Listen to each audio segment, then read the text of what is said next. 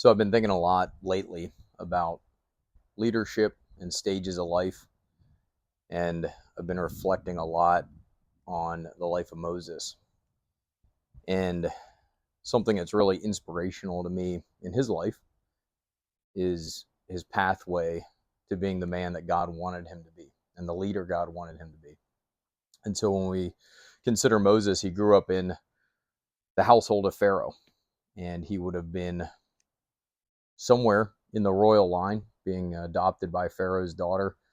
I'm not sure exactly what his roles and responsibilities would have been, but he had a front seat to the halls of power in a way that few people had. Few people had access to that. And that would have been the pinnacle of power in that region of the world at that time in history. And so he would have had a master class in what leadership looked like by the world standards. So for 40 years, he would have been in that environment. And then he tried to get away with murder and got away with murder, however you want to look at it. So he had to flee Egypt because he killed an Egyptian overseer, taskmaster, and he was driven out into the desert. Now he adopted a new lifestyle, that of a shepherd. So now he's living in a nomadic lifestyle, and he's exposed to the elements, and he's learning how to be a shepherd and makes a lifestyle out of that for another 40 years. And then Yahweh calls him into the position of leadership that he wanted for him.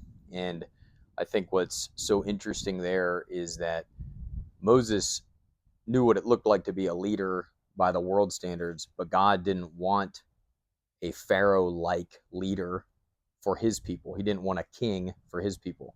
He wanted a shepherd for his people. And of course, we see that in the ultimate shepherd, Jesus Christ.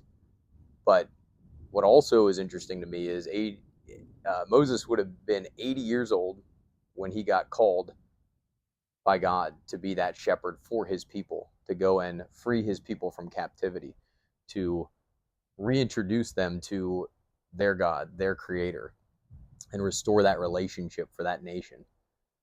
And I'm reflecting on my life and kind of the path that God has me on, and a lot of the steps that I've taken to get away from where He wanted me, or ways He wanted me to develop as a leader, and a lot of the leadership responsibilities I've had, and probably didn't. Not probably. I know I didn't serve them the best way I could, or steward them the best way I could would be a better way to put it.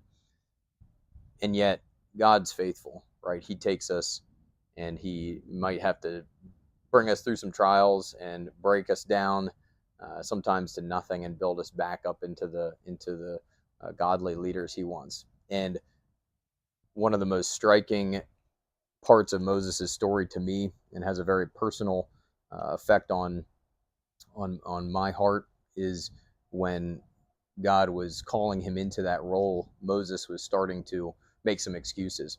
So we see this in Exodus chapter 4. And, Moses is saying, well, he's ho-humming around. He doesn't really want the mantle of responsibility. He's not sure exactly who God is. And God says, hey, throw your staff on the ground. And it turns into a snake. He says, pick it back up. It turns into a staff. Put your hand in your cloak. Pulls it out, has leprosy. Put it back in. Pulls it back out, no leprosy, right? So God's showing him these miraculous signs to show him who he really is and where the true power lies. And Moses yet comes up with another excuse, and he says, yeah, but see, there's a problem with my mouth. I don't speak too well. To which God responds to him, who makes mouths? And that's more or less the end of that conversation. And that particular challenge to Moses is one that really digs deep with me, because I've made a lot of excuses over my life as to, oh, how shall I serve God? And, oh, but I just need to clean myself up a little bit. Or, oh, once I get to this point, or once I get to that point. But God is not bound by time. And we are bound by the concept of time.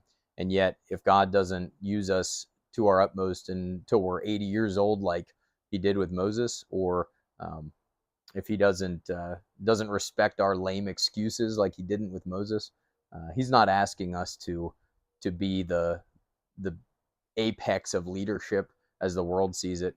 He's saying, serve me faithfully in all of your weakness, bring all your weakness to the table so that people can clearly see where the power comes from. So people can clearly see who's doing the heavy lifting. And Jesus talks about uh, being yoked to him, and he says, uh, take on my yoke, for my burden is easy. And we say, well, when you yoke two animals together, they're both supposed to be pulling the weight. Maybe one of them's a little more mature than the other, but the way I see that image is we're kind of like a little baby cow uh, attached to a larger oxen, and maybe our feet aren't even touching the ground. Maybe we're just kicking in the air. And Jesus isn't asking us to do the heavy work, the heavy lift. He's doing it. He's always doing it. We're just called to walk alongside of him.